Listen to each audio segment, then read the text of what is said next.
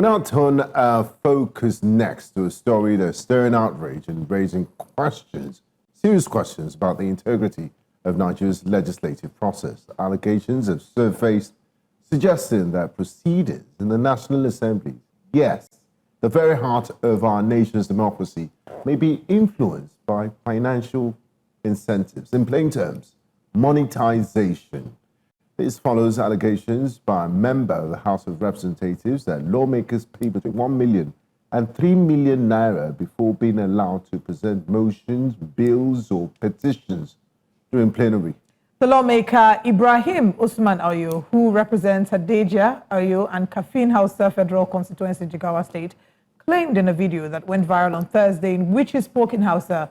According to him, the process of getting items listed for consideration in the House is financially driven, contrary to the public perception that debates are guided solely by merit. Well, the lawmaker denied claims that other lawmakers wrote motions based on their constituents' needs, but insisted that legislative processes at the National Assembly were financially driven. Now, while these claims remain unproven, the reactions have been swift and intense. Civil society groups, legal experts, and everyday Nigerian are demanding transparency and accountability regarding these allegations. So we're going to take a look at it. The possibility, is it true, or could it be another story that would need proper dissection? Well, joining us for this discussion is a lecturer, media strategist, and public affairs analyst, Mr. Christopher Sunday. Thanks for being here and thanks for joining us. Yeah, good morning. Thanks for having me. Good morning. Good morning. All right, I'm sure that you have been following this conversation for a while. We do recall that a senior National Assembly official by name Ifeoma recently accused lawmakers of engaging in entrenched bribery, manipulating public hearing reports as well, and diverting staff entitlements. Now, in a viral video, Ophelia alleged that legislators routinely collect bribes from ministries and agencies during oversight visits and often bypass procedural checks by hiring external consultants to falsify reports. But before you respond, let's take a look at the video, and we'd like to get your thoughts on it. Mad because we talk, we don't do. I am mad because nobody listens. Our legislators are not here. We are talking to ourselves. Now we don't have the power to do nothing of all the things we talk about. We are talking about oversight. How do you account for the fact that the flight ticket to go and oversight somebody was paid for that person by the agency? What are you coming to write? You go there, they tell you what to write, they give you money, they quarter you, they give you flight, and the members will come and fight over the money that they gave to them. They will not give the clerk.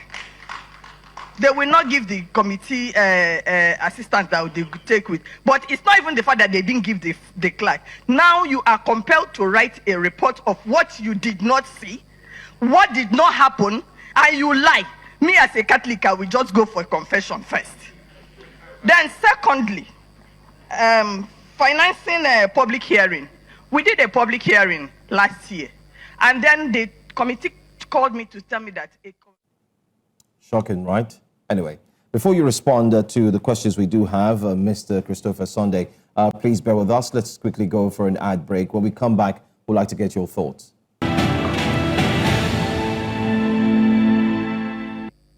Welcome back. Let's go straight to our conversation with our guest, Mr. Christopher Sunday, who joins us. Well, we've given you the full context, and I'm sure many Nigerians are also eager to know what really is happening. Well, is the National Assembly still the hope for democratic representation in Nigeria, or do you think it has become a marketplace, especially for vested interest of a few? Thank you, Mr. George. Thanks to all of you for having me. I'm sorry for the stress. Your question is actually a very dicey one. A dicey one because I'm standing in between speaking what I ought to say and what the general public or the politicians will love to hear, or of course their followers. But ideally, the National Assembly ought to be a place for shaping our democratic processes. Of course, the National Assembly supposed to be an eagle to checkmate the executive arm of government. But in recent times, what we have seen juxtaposing the 11th Assembly and the 6th, 7th, and 8th Assembly, the Saraki Assembly, I am not trying to maybe look down on them. Of course, every assembly has her own strengths and limitations. Of course, they are all human beings. But the truth of the matter is that collectively, it has to do with the hope of the common Nigerian. If, for instance, you are supposed to be the eye of the people, you are sent to represent your people, the mind of the people is what you ought to represent and not your own personal political interest. But going straight to your question, the truth of the matter is that with the happenings in the National Assembly, particularly the 11th Assembly, Nigerians are beginning to ask if truly they are being represented by the people they sent to represent them at the National Assembly. Yeah, the assembly is not supposed to be a marketplace. It's supposed to be a serious-minded place, a serious business chamber where issues of democratic principles, where issues that have to do with the life of Nigerians, the security of Nigerians, both those alive and those who are yet to be born, because Nigeria is more than those who are alive and those who are. It's about the process, about a country, a nation that is sovereign, and that the right of the people is enshrined in the constitution that this assembly is supposed to protect. But what we see in recent time, just like you say, like a marketplace, is like, give me, I give you. We are all in this party, or we are. There is not even opposition, no longer opposition in the National Assembly. You hear minority leader. What is in minority in there? In fact, the National Assembly, let's say the red chamber, for instance, is in the hands of few out of the 109 of them. Only about 8 persons are having their say there. You know, so if your question has to do with personal interest, yes, the National Assembly already. We can call it a business area, not for any reason, but of course we have seen issues of allegations. Let us even say the allegation of Mrs. Ifeoma Ofili on the 12th of July was false, or maybe she was trying to take on them. What about the man from Jigawa, Ibrahim Usman? He is one of them at the Green Chamber. What about the allegation of 8 million naira per university for them to be able to pass their budget for 2025? You see, yeah, I am not condemning them because I didn't investigate it, but nobody has come out to refute all those allegations. So it is like a business area for them, and that is why the executive arm of government seems to be controlling every aspect of the economy. Now, interesting take so far, and I like the fact that you highlighted the sorts of allegations that have come out that is doing reputational damage to the sacred and hallowed chambers of the National Assembly. Do you think the National Assembly, through its spokesperson, or owes Nigerians a responsibility to, perhaps have a press conference to condemn or respond to these allegations? Because these are very, very serious allegations bordering on the integrity of the National Assembly as an institution, and of course our reputation as a country where you have cash and carry legislators. The truth of the matter is that if the National Assembly is sincere to Nigerians, every allegation, be it false or true, ought to have been subjected to external investigation.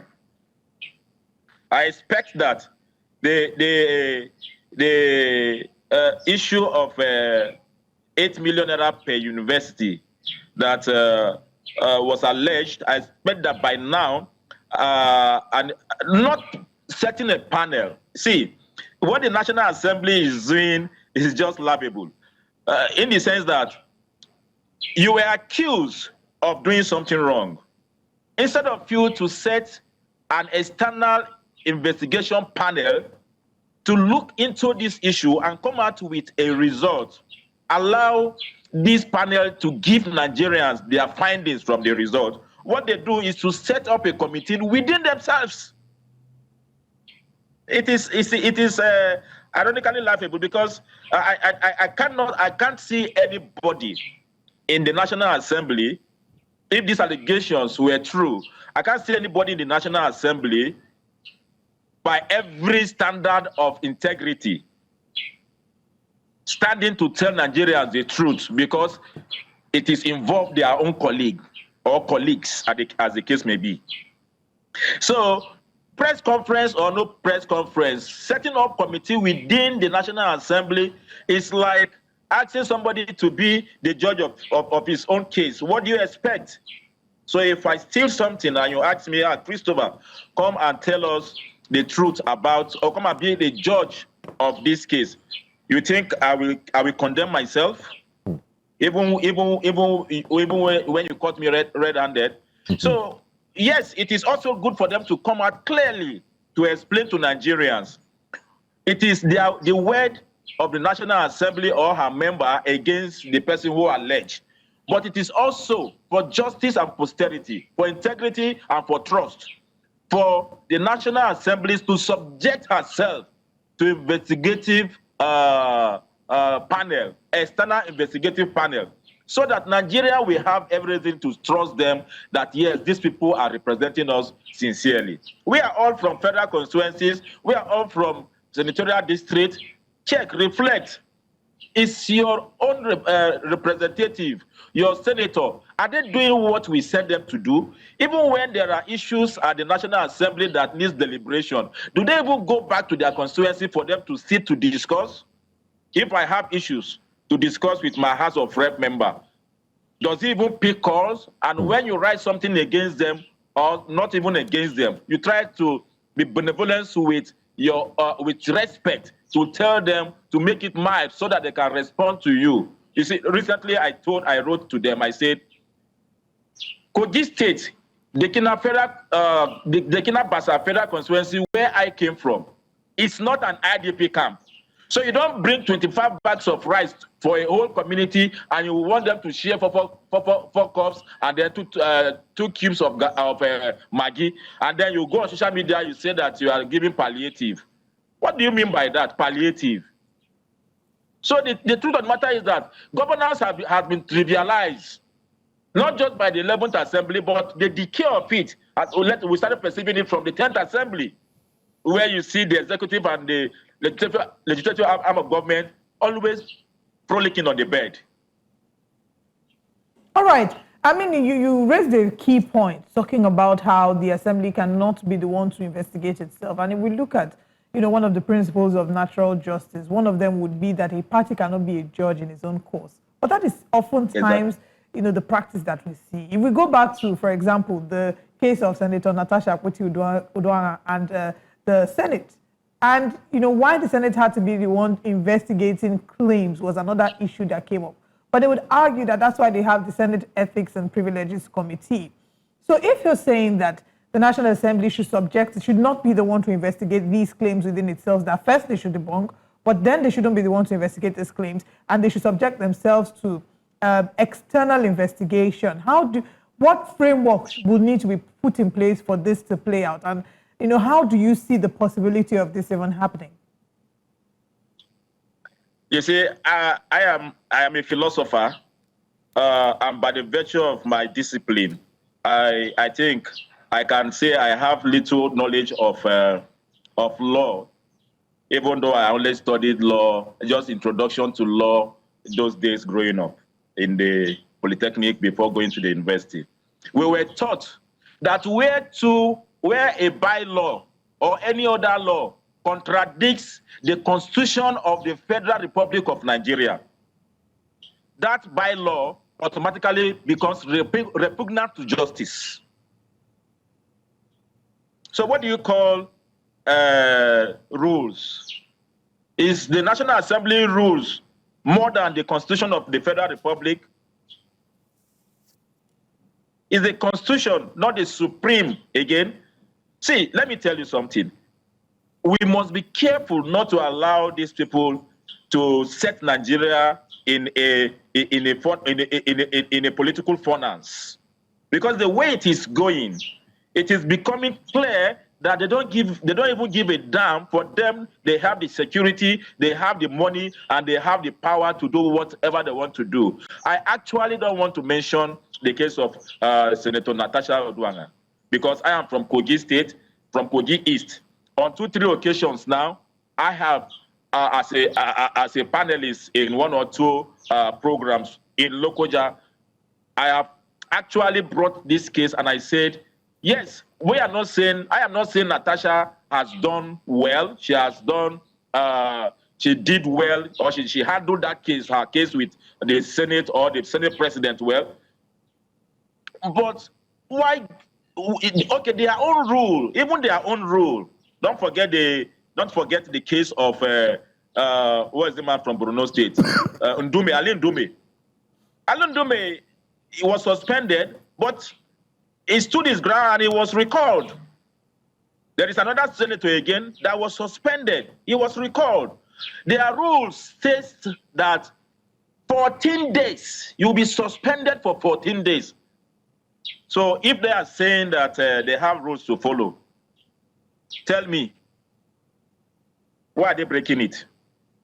So if they can break their rules, it means they can break the constitution of the Federal Republic. Now, okay. Now, Mr. Joseph, we all know that the legislators are not covered by immunity and they are subject to the laws of the Federal Republic of Nigeria. Having said that, do you think this allegations necessitate, is it necessary for the anti-graft agencies to step in and investigate? I'm talking of the Economic and Financial Crimes Commission, EFCC, and the ICPC at this point in time. I mean, it seems if they're not going to investigate themselves, and some of these allegations are bordering on criminality. Of course, we know that they are not covered by immunity. But the question we should ask is that, is the anti-graft agency actually working for this, for the reason why they were established? Tambuwa left office how many years ago? 2 years ago, yeah? More than 2 years ago. Only for them to pick him just 3 days ago or 4 days ago, and then he was released. If you have this allegation, even though we understand that you must investigate thoroughly. See, let me tell you, in America, anything that will make any anti-graft agency or police to come to your door to knock or to invite you, bro, that you will be coming back or that you'll be free soon, my brother, you are not. It's not guaranteed, because they must have done their investigation to the latter. But here we have, okay, that is why opposition now is crying that this is what's it called, witch hunting. Yeah, if they say it's witch hunting, even though I feel anybody that does wrong, whether a position or not, the person should be picked. So, but going to your question straight, my brother, anybody, in fact, I expect first that the EFCC, if they are truly working, if not, they are paddy APC kind of thing that they are doing, the person that alleged first should be invited to come and give, because that program where he did this expose was done in Hausa language. When I'm sure maybe he was accused, from what I read 4 days ago or 2 days ago, he was accused of not doing what he was sent to go and do. The people wanted to get a feedback or for him to give them a scorecard of his representation. And so he, out of frustration, he opened up to tell them, this is what is happening. So the anti-graft agency ought to have called Ibrahim Usman by now. Come, you made these allegations. Tell us more about it. Give us evidence or evidences that, okay, this, I have these people. If you have it on record or paper, of course, bring it forward.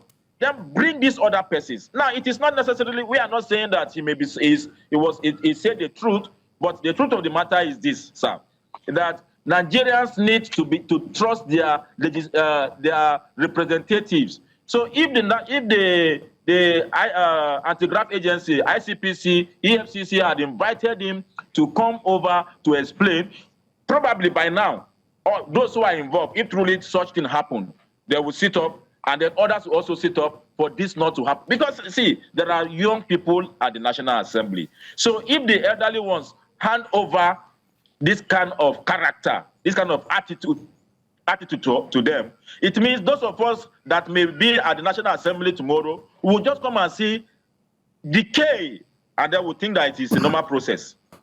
So the anti-graft agency should swing into action.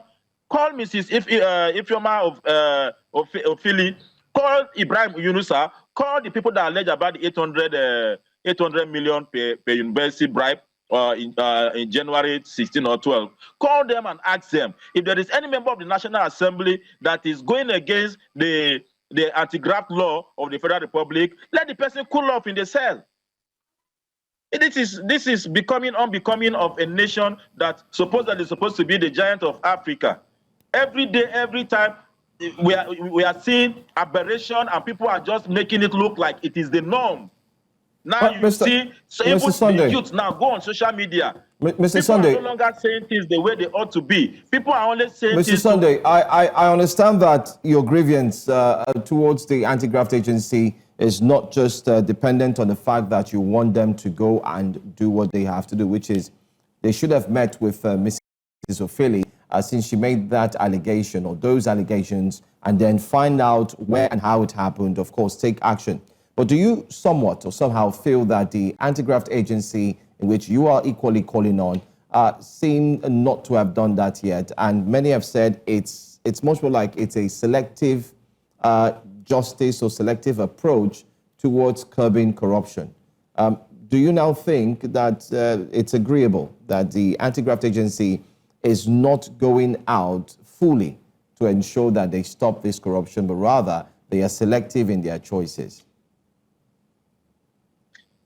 Have you noticed the trend recently that the anti-graft agency goes more on Yahoo boys, more than politicians?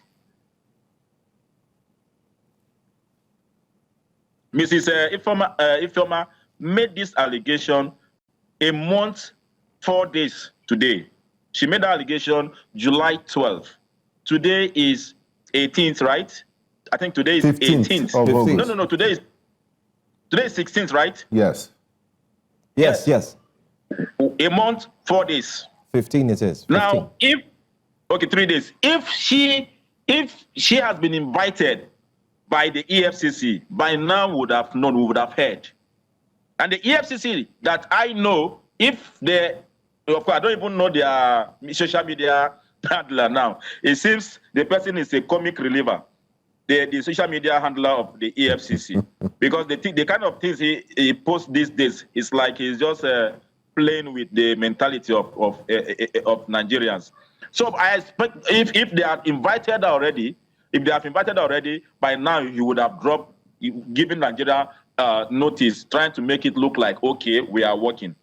And again, if they are already invited Ibrahim Usman, or those who allege about the 8 million naira per university before signing, approving the 2025 budget, by now would have seen on their social media handle, at least their Facebook, but nothing of such. But of course, we cannot just say they are slow. It's possible they are doing their work on the ground. Right. But we hope in the coming days that EFCC, ICPC will come out to tell us what exactly is happening in the National Assembly, especially those that have to do with allegation of fraud, financial crimes. All right. Mr. Christopher Sunday, thank you for your time with us this morning. We'll wait to see how this turns out. And like you've called on the anti-graft agencies to carry out their investigation, we'll see if they pick up on that cue and we get some sort of an explanation as well from the members of the Assembly. Thank you for your time. Thank you. Thank you very much.